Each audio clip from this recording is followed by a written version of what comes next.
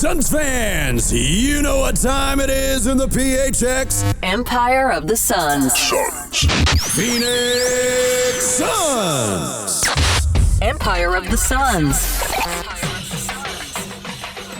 Hello there, and welcome to the Empire of the Suns podcast. My name is Kellen Olson, joined as always by Kevin Zimmerman. What up, man? How's it going? We're back, and okay.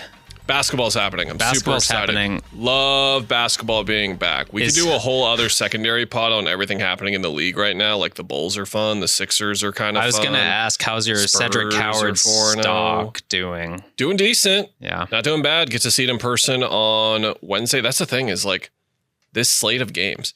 Think about this like even like 3 years ago. I guess it's different with the who's on the teams or whatever, but like teams in their position. Like you got Memphis, Utah, San Antonio coming to town. Mm-hmm. But it's like, okay, on Wednesday, we just saw Utah's kind of fun. And then San Antonio's the talk of the league right now, 4-0. Wemby might be just like the best player in the league already with how he's playing. Should have guessed that.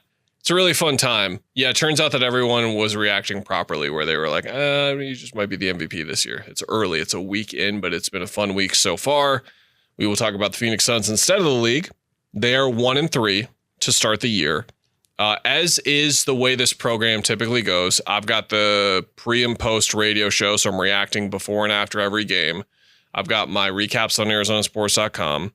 I've got my hits on the shows and all that kind of stuff. This is my way of saying I've had a lot of time to talk about the team's start already, and you have not. So I'll open the floor to you. What are your impressions of the 2025-26 Phoenix Suns through a week? This is a different audience, so you're still going to have to share your opinion, but thank you for asking. Mine is kind of what I expected. I think the defense has been worse than I expected, but I think overall you're seeing the at least signs of competency from a coaching staff getting a message across to a pretty young team. And at the end of the day, this young team is flawed in the ways we thought they would be flawed. We can get into those things in a little bit. Just not enough offense, the size issues, and just the weird rotations and who you have to put together to make things work that don't really work. But yeah, I mean, there have been just enough good runs that have made up for some very poor, I guess you would call them young team sections. And usually those are in the first quarters so far, what we've seen. And it's just a matter of, okay, if you eliminate those stinker 8 minutes, 6 minutes, do you have a competent basketball team? I don't know the answer to that. I don't know if they can, just because, again, they are very young. But that's kind of the question where we start with, can you do what you're doing 75% of the time, 100% of the time, and then you will be in games?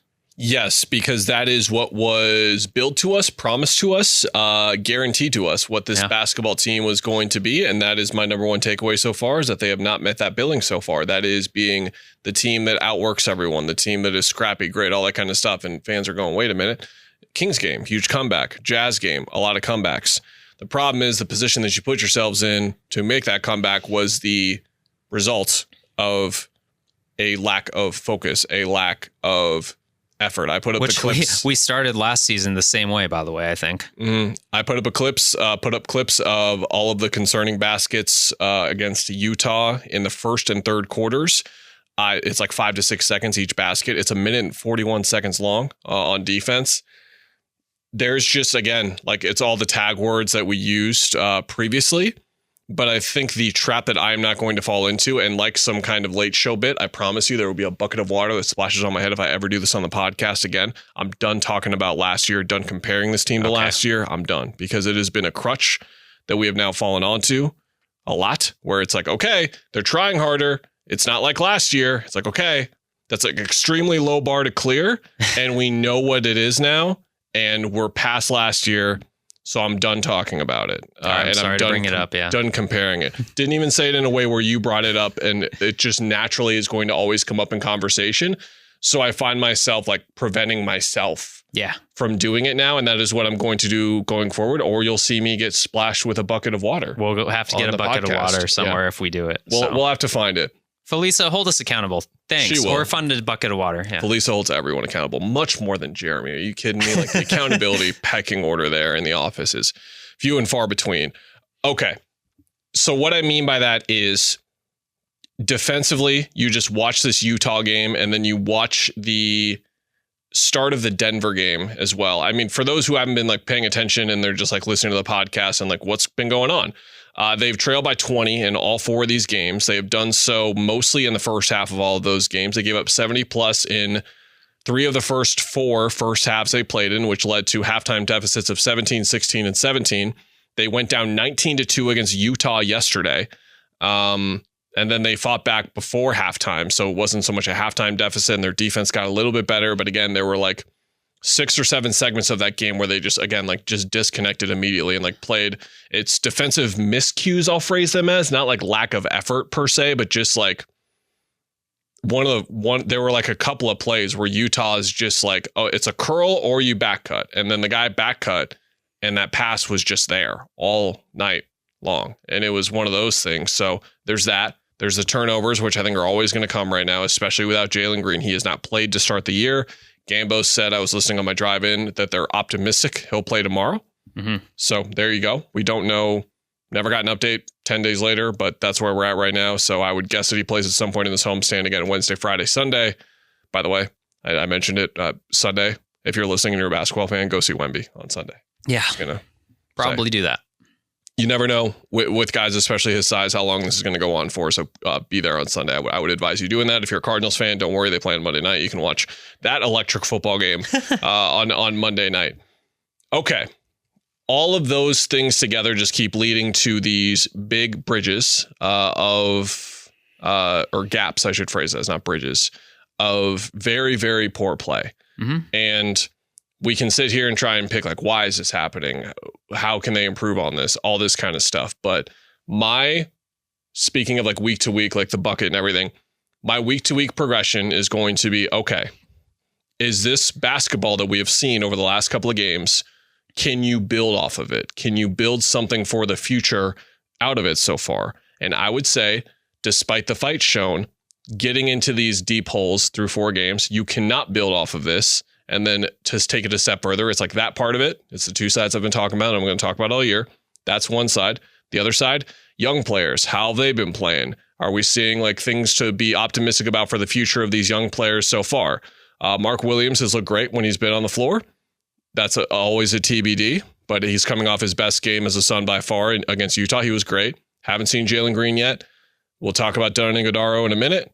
Haven't seen Fleming. Have barely seen Malawach. As well, haven't seen Kobe Brea at all. So that's where I'm at through 4 games. There's a lot that can change, of course, but again, we were told what this team was supposed to be. We've seen it, but just like a different version of it that is not sustainable. I think it's not sustainable just because like by game 40 even, if you're facing 20-point deficits every night, start to lose the even if it's good coaching, right? And I think that's where this team is on this teetering edge where Jalen Green coming back is going to help the offense at least stay afloat. Because like without Book, it's like Colin Gillespie, you're the guy on the ball who has to create your own shot and be a threat. And then maybe you start distributing from there. And he did really well last night, double, all that stuff. Lots of Dylan Brooks in the first 3 games. And as you pointed out on Twitter and I pointed out in the stories, someone's got to be confident and shoot the ball. He's going to be him. And it's going to be him. It's going to be Jalen Green. I made a lot joke. Of those two. I don't know if I made this online, but like Wemby was like doing Dirk Nowitzki stuff, like one-legged followays. Simultaneously, Dylan Brooks is doing that for the Suns, which is like not the most efficient, not what you want out of your offense. But again, he kind of has to because this offensive team just is at such a talent deficit, especially without Jalen Green. So that being said, I think sustainable, no. But Jalen Green getting back helps. And then the big things for me are, can you quickly find little fixes where, like, I mean, some of the lapses are just like closing out airspace a lot. I did go digging in lots of numbers, and the numbers are less bad than I think the product on the floor has been as far as... Okay. Obviously, offensive rebounds. I don't know how you fix that when you're such a small team. We can talk about that in a little bit.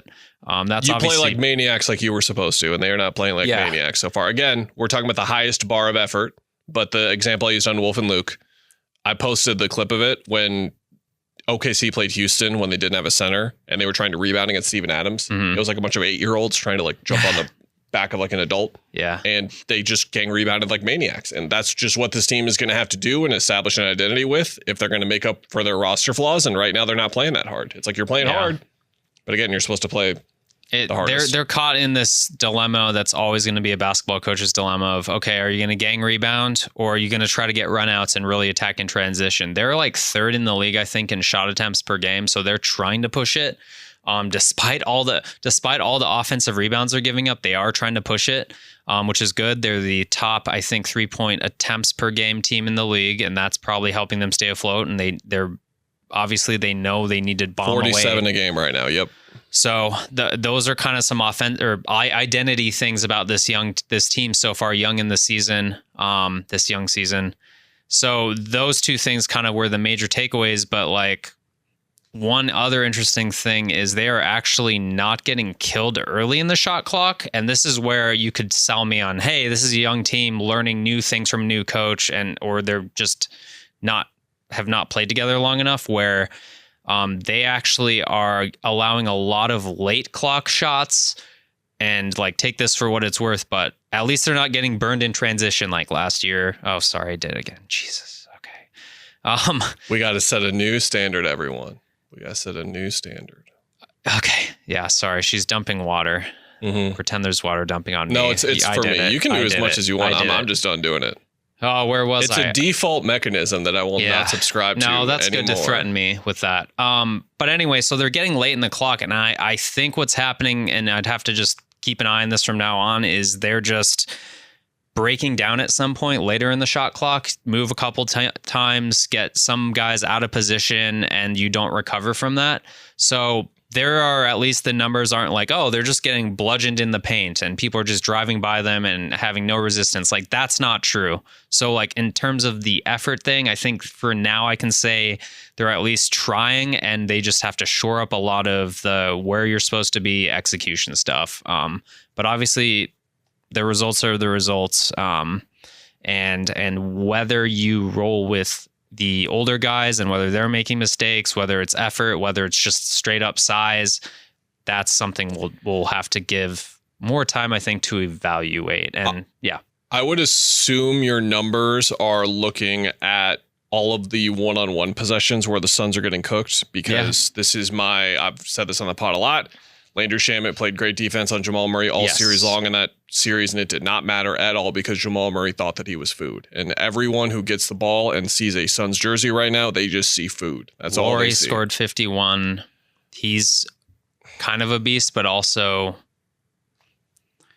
You're also just like rotating off of him in the strong side corner, and then you're also losing him around curls, and like the second defender isn't coming up, and it's like things like that where they it's like finally doubled him late, and Eddie Johnson was like, that was their best defensive possession because they finally decided to send another guy at I'm working with this theory where like great basketball players are great because they always do what they're supposed to. Does that make sense? Mm-hmm. I kind of watch this team sometime, and again, like the marketing examples I just brought up, and it's like a great player would have come up and cut that off. A great player would have not left him in the strong side corner. It's like it's just like things like that where it's like, yes, Malik Monk going crazy. Hey, someone do something. Like Wemby's amazing because he's 7'6", but he's also much better this year because he just knows where to be and knows like all this like intuitive stuff. Like this is the take of like Derek White's a top 30 player in the league. It's that kind of thing, I guess. It's that pilled to a certain extent.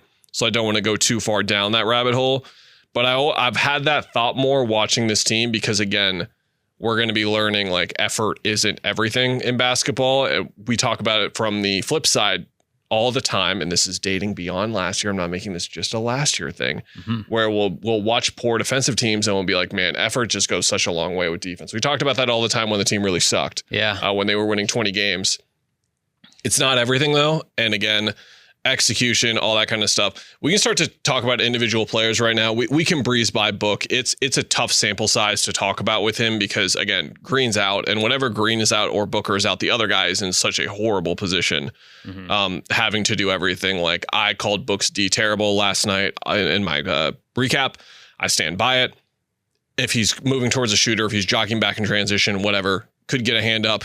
There were a couple of different possessions too where, again, he was just a second late on stuff where it's like, I've seen you do this. And this is like, again, maybe you really are like saving your energy enough in those little situations enough to where it benefits you offensively. I don't know that well enough. Mikal was a guy that we watched in Phoenix, tried super duper hard defensively, was the man. And then once he got the ball a bit, he actually admitted like, it's kind of tiring a little bit. I'm more tired now on defense. I'm actually a little bit more tired. So I'll put Books like getting caught in the air with turnovers. Never seen him do it this consistently. So we'll wait on his front. But the rest of the roster is where this gets interesting to me. Yeah. Because again, the two sides win basketball games. And on the win basketball games front, by the way, I think the Jazz are like the exact opposite of the Suns, where they're going to be a lot better for the first like 40, 50 games of the year. And then they're going to do their tanking nonsense and they'll probably still win like 22 games or whatever, where I think the Suns are going to be the opposite, where they're not going to win a lot of games, but they're going to win more games on the back half. Yeah. Because they're that team still trying hard. They don't sell at the deadline, all that kind of stuff. Right. And then the other side, of course, player development, all that kind of stuff. So in the Jazz game, Royce O'Neal was still doing a lot of the stuff that's driving me crazy in terms of like the rotations and like the standing still and all that kind of stuff. But he was awesome in this game. 17, 13, 7 and 5, only the fifth time that's ever been done by a Suns player. He played 46 minutes and was awesome in this game, to be clear. Ryan Dunn played 17. He was minus 29. He deserved to be minus 29. I don't know what's going on with him on defense right now, but it's just like he's hesitating. He's a step slow to some of his rotations, where it's like, I know that's where you need to be by now and you're fast enough to get there. Like, what's going on? One of those back cuts I talked about was one where he was covering the guy going through and he was kind of with him, but then he just let Mikhailuk get the ball anyway. And then he laid it in. And I was like, Ryan, what's going on? Yeah. And so with that said, it's like, okay, Royce was like 6 times better than Ryan in this game. Should this be the minutes distribution, though? And then you consider, wait a minute, Jalen Green's coming back. Dylan Brooks is coming back. Ryan's already right now averaging 21 minutes a game. I think that in the first game of the year, he was fantastic. I thought in the next 3 games, he was not as good. And again, he had a rough night last night on an offensive night where he was like 3 for 4. It wasn't like a bunch of missed shots or whatever. Just defensively, I thought it was a mess for him. But are we willing to live with the bumps here? What are we like? How much of this right now is going to be that type of situation where, again, Grayson played 42 minutes. He was really good in this game. Nick Richards, 15 minutes was great. Mark played 31. Oso didn't really belong in this game. He had 13 minutes, but Oso also had 23 against the Nuggets. He had 20 against the Clippers, and then he played 19 against the Kings. And some of these games are when Malawach isn't even a factor in the rotation yet.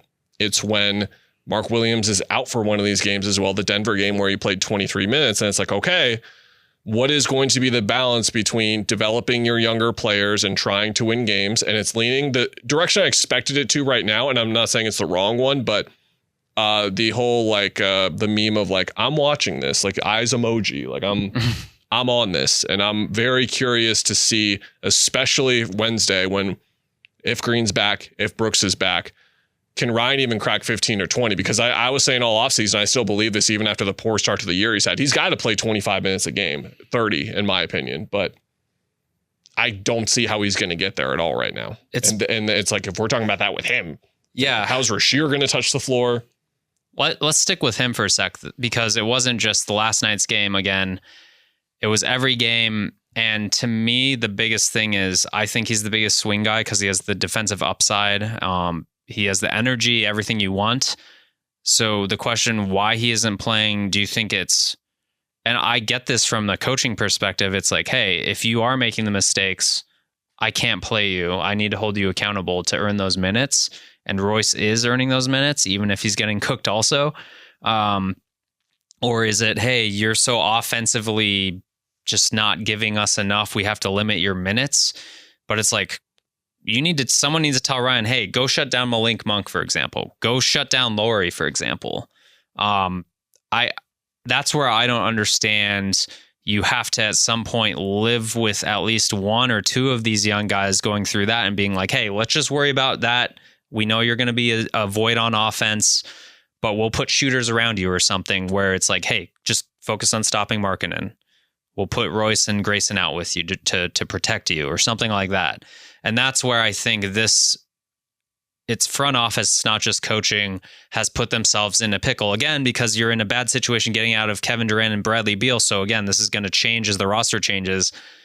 But when you draft Oso and you draft Ryan in the same draft, and by the way, the new GM, when he was officially hired, it was the one line they said about his contributions were drafting those two guys, and neither of them are good on offense. They're actually very bad for you on offense, and you stick them together in a starting lineup. I get it why you have to limit them, but why are they playing together then? And how about Ryan being the guy rightfully so touted for defense, and the best stretch either guy has had defensively, it's Oso's had the best stretch so far. Him in the second half of the Kings game to start was excellent defensively. I posted a video of it a week ago if you don't believe me, but it's kind of getting to this point now where whenever teams get in these situations, it's like, okay, do they need to start calling Gillespie? Do they need to start Mark Williams and then play Malawach or play Richards? Like, do they need to sit Iguodala? Do they need to sit Dunn? And it's like, guys, we got to rewire our brains a little bit. Like that, at least in my opinion, you need to rewire your brains a little bit because like that's not the type of basketball team we're watching anymore. And that's just my opinion. And people listening might feel a different way about what they want to see from the team this season as well. But you can't just sit Iguodala now, and then sit him for like 3 months. You know what I mean? Then why did we do this until someone got hurt? And it's like, then why is he here? Why is he on the roster? It's like all these types of things. Like, why did we make all these moves? You know what I mean? Like, why is it's just like they have to stick with what they're doing, but we're trying to figure it out. Yeah. Again, it's like, here, I'll pull it up right now. Like, you know, it's a morbid thing to see right now is typing in Tankathon right now and seeing the Memphis Grizzlies owning the 4th overall pick right now from Phoenix. It's like, you got to remember where this team is at right now from a young player perspective. They are not going to be able to say, okay, well, Ryan and Oso didn't work out. Like, they can't get more. They can get undrafted guys. They have a 2nd round pick next year. Yeah. They have a swap coming in 2027 that's in the 20s. Or like you're going to ride this out and try to build up their stock and trade. Like, that's thinking 10 steps ahead. Because it's just like, you got to develop these guys. Like, remember when the Bucks just cut their 1st rounder? I believe the kid who went to Toronto, I think his name's AJ Johnson, I want to say. Mm-hmm.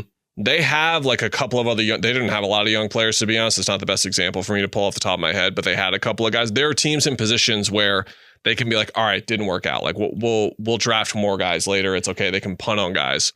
Maybe too early, or maybe just like in a certain amount of time. But the Suns need to be absolutely sure with these young guys and give them as much time as possible. Again, Jordan Ott, Brian Gregory know this far better than me in terms of what is the appropriate way to do this.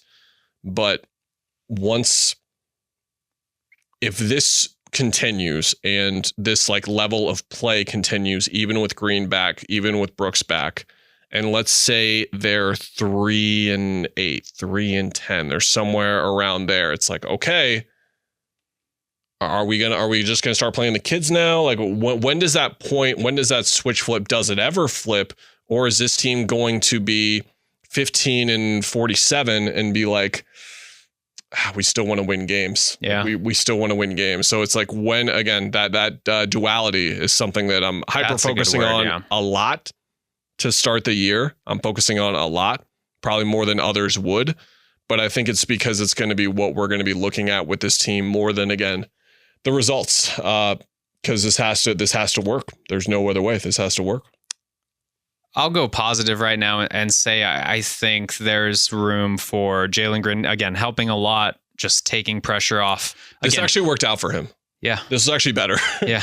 Like, this might have actually worked out more because it opens the confidence more for him to step in and see where he's needed, and for his teammates to realize where he's needed to, if they didn't know already before. I'm sure they did. Sorry to cut you off. No. Yeah. I mean, he'll have a absolutely greenest of lights, and I think that will suit him. And even if he doesn't fit exactly well with Book, with the point guard stuff, I think he's going to help this team. And then you put him in that starting group, again, next to a Ryan Dunn, for example, with Book, and then Ryan Dunn has a lot less pressure to worry about the offensive stuff and having to do dribble stuff and all that kind of thing. And he just has to worry about developing and playing defense. So, again, the roster's really thinned out if you lose one of those scorers, And that's the problem with this team.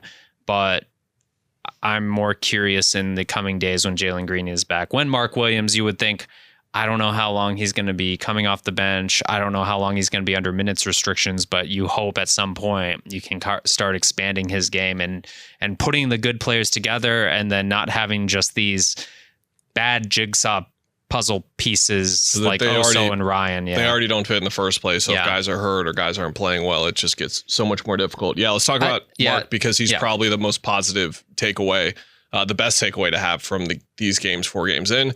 He's looked great. 25-11 with 2 steals in 31 minutes for Utah. To talk about this on the podcast like once, just so everyone kind of understands where we're at, because I understand how it works as a fan. Like, you see a tweet there, you see a story there, but you maybe don't get the whole story. Yeah. Here's the whole story. From what we were told, Williams, ever since the trade, so we're talking like July 1, was in the facility working on his strength, specifically his lower body strength, to put it somewhere specifically. And they have cited tremendous growth for him, whatever metrics they use to measure him. He more than doubled. It's all that kind of stuff that's well and good. They brought him on super slowly in the preseason and training camp, did not play in the preseason. He was even at the point like a week out from the opener where he didn't even play 5-on-5 yet against like actual like real players. That's no shots at the coaches and the staff that were helping him run up and down the floor. But those aren't like the high end, like 5-on-5 minutes we talk about when we say guys are playing 5-on-5. Yeah. He gets through that. He's on a minutes restriction. He does not play in the second game of a back-to-back. There were 9 games last year Williams played in where there was a game before or after that day. There was a day before or a day after. So he could have played in a back-to-back on 9 separate occasions. He did not play on a back-to-back in all 9 occasions. So he has not played a back-to-back for over a year now. And the Suns are sticking with that plan for now as well. Minutes restriction, they want to use the phrase target number instead. So for his target number, it was somewhere around like the 2024 Gambo reported, somewhere around 25. Then he shows up in Utah and he plays 26 minutes through to the end of regulation, right around the target number. OT, he's out there, plays all of OT, 31 minutes. So it's like, okay, great. Is this like a target number where we can be a little bit loose with it? He can play a little bit higher than what you would expect some nights, and there's not going to be any repercussions for it? Or are we in that zone? Because again, they have been so slow and so patient with this and just so delicate with this, that for them to just play him 5 extra minutes in Utah and then have that actually be like something that could be a detriment to him, it wouldn't make any sense in the world. So injury report comes out in 2 hours, really hoping we don't see him on there. That was like my first thought when I saw him out for OT. I was like, is this going to be a thing that sets him back now because they're playing in an OT game? Unfortunately, that's where your brain goes. Back-to-backs, we'll see. For the people that say these kinds of things on Twitter, believe me, Dwayne and I are asking just about every time about when can he play back-to-backs? When's the minutes restriction off? We're trying. Just like with Jalen Green, we're trying. Not getting any information yet. But what I will say is when he's been on the floor, he's been fantastic in terms of what they need. There's obviously some points of improvement. There was some defensive stuff, especially against the Clippers, where I was like, okay, it's going to be a while with that end of the floor. But when he's been out there, he's been very impactful, and to a point where it's like, oh, kind of like the Cardinals, to make that corollary where it's like, where they're super impactful, like game changer players. Yeah. You see him on the floor, like, oh, here's a guy who can impact games immediately, right away, as soon as he comes in. Rebounding's been really good. Just the airspace, I guess you would call it, or the radius, catch radius as a rebounder is something that really pops on the screen, I think. He's got the Rodman like gene. Like Rodman's a 15 out of 10 on the Rodman gene, to be clear, and Williams is somewhere around like a 5 or a 6 or a 7, but I'm saying he's got the thing where it's like he's reading the basketball when it's in the air. He gravitates toward it, or it looks like it gravitates toward him almost. Kind of like DeAndre Hopkins when there's a ball in his general. We're sticking with football. Look at this. Yes, look at that. So that's good. I think the post stuff has not really been there, but just the rim rolling is obviously where he's getting some stuff. The tip-ins, huge one. Was that last night? Overtime, forcing one. Is that what I'm thinking of? I think so. The book miss free throw. Oh, the tip into force overtime? Yeah. That was yesterday, brother. That was yesterday. Yep. Yeah, good. You're great. good. My memory is great. You're fine. We're fine. It's only Tuesday, though. That's a Friday thing normally. So I need you to lock in the rest of the week, brother. Yeah, I mean, not running much for him. Like that's not who he is, that kind of thing. So, but they figured it out. Like in the Kings game, and then I think Book said after the Kings game, he's like, yeah, there were like 2 or 3 lobs where I missed, and the coaches said it, and I was like aware of it and stuff, and they were already much better. The other most positive piece to come from this run of games so far, Colin Gillespie was very good against Utah as well. 15 points, 13 assists, 3 steals, 3 rebounds, a block as well. How are you? 5-13. He played 32 minutes in that game, and he was running 2-man game with Williams, where it's like, okay, correct. This is smart coaching. Like when Williams checks in, Gillespie checks in, make sure there's someone out there that can run 2-man game with him all the time. That'll become one of Green or Booker when Green is back. You would hope tomorrow in that kind of way, because he's to the point of the impact that he can make. You can't go through stretches like you did in 2 of these games, to be clear, where it's like he's not really finding the ball at all. The ball's not really finding him. Like you need to set him up. It's the old thing people talk about all the time in Summer League, where it's like, what was Malawach supposed to do in Summer League? Like he's working with the guard play you expect in Summer League. It's not really going to look too good for him. But yeah, that's where they're at. Is there anything else you want to talk about? I mean, you tweeted about it and it was worth mentioning. Nigel Hayes-Davis was like the opening guy to win the wing, like the 9th man role, if you want to count it that. He played 10 minutes against Sacramento. It's Isaiah Livers' time. He played 21 minutes against the Clippers. Again, part of that was a blowout. And then he played 14 minutes against Denver. Part of that was a blowout. And then they turned to Isaiah Livers in this game. I would love to see that be Rasheer Fleming. It's just not going to happen yet. And I would bet when we've got anything kind of going in that guard rotation, same kind of thing where it'd be, I'd love to see Kobe Bray. It's probably going to be Jordan Goodwin. I think that's just how this is going to go to start the year. Livers, 2 steals, 2 blocks. I thought energy-wise, he was in a really good spot. And has a little offensive stuff. Yeah, the pop is what you wanted to see, because he's coming off of basically not playing basketball for a while because of the surgery that he had. It was like, okay, do I consider being in agony with my hip, or do I just take a year off from basketball and get this hip thing done? Got the hip thing done, looked explosive, looked like someone who could potentially help. But again, like I for the long-term picture, you would rather see Fleming out there. I just don't think we're going to have that for a while. Before we go, Grayson Allen has looked legit as advertised. I'm not surprised by that. That's why we're just getting into it now. But just as far as roster build, again, just being able to make up for things on offense, he and Royce are just going to have to chuck. Like that's why they're there, and that's why they're going to be used a lot, just because I think to start this season, Jornot's going to lean on them, and, I give it time before the young guys. I think that's just how coaches are going to navigate it. Is it wrong? Do we want to see the young guys sooner? Yes, for the sake of watching guys develop, but been a week. It's been a week, and we'll see what happens from here. But yeah, Grayson Allen, I just want to see more Mark Williams, Jalen Green creating gravity towards the basket, and then that in theory will help the 3-point shooting improve even more, just getting good looks. So the leaders in 3-point shots, because again, they're leading the league in 3-point attempts. 39 of 55 shots for Grayson, threes. 35 of 42 for Royce.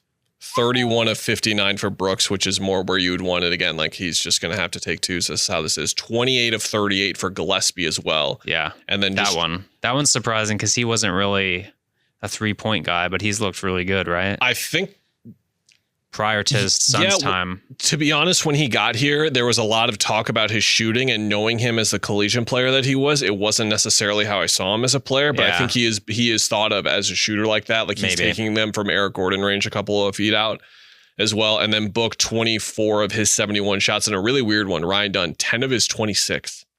Like you would assume most of the shots Ryan is taking are threes, but that again is a good sign that he's getting some twos. And there are a lot of those, to be honest, are like offensive rebounds, which is where he's helped a lot. And for people who are critical of his play and want to see less of him, he's been huge in the offensive rebounding department, which is something that they're going to need as well. All right, we got a fun slate of games to come back to next week whenever we do. Again, like Memphis, Utah, San Antonio in town, 3 teams that are talented in some ways, competitive in some ways, but at the same time, like the Suns could beat either of these 3 teams. Again, San Antonio's off to an amazing start, but I don't think they're going to be like a top 4 seed or a top 6 seed or anything like that. So they're doable. Tickets as low as $34 to go to this Wemby game. Wemby game? That's crazy. The prices are much lower for the other 2 games, but like the Wemby game specifically, it's much higher. Like it's 3 times as much as the Utah game, but it should be even more. That's wild. It is wild indeed. So we hope I hope to see people there, because again, as a sports fan, it's like Have you seen Ohtani? Have you seen Wemby? It's really on that level. You just got to check it off. Yeah. You just got to check it off. Like when I saw Ohtani murder that baseball, like 450 feet in that terrible Diamondbacks loss in like May or whatever. I was like, okay, got to see the Ohtani thing. Okay. That's that guy right there. All right, everyone. We'll be back next week. Thank you so much for listening as always, and we'll talk to you then. Goodbye.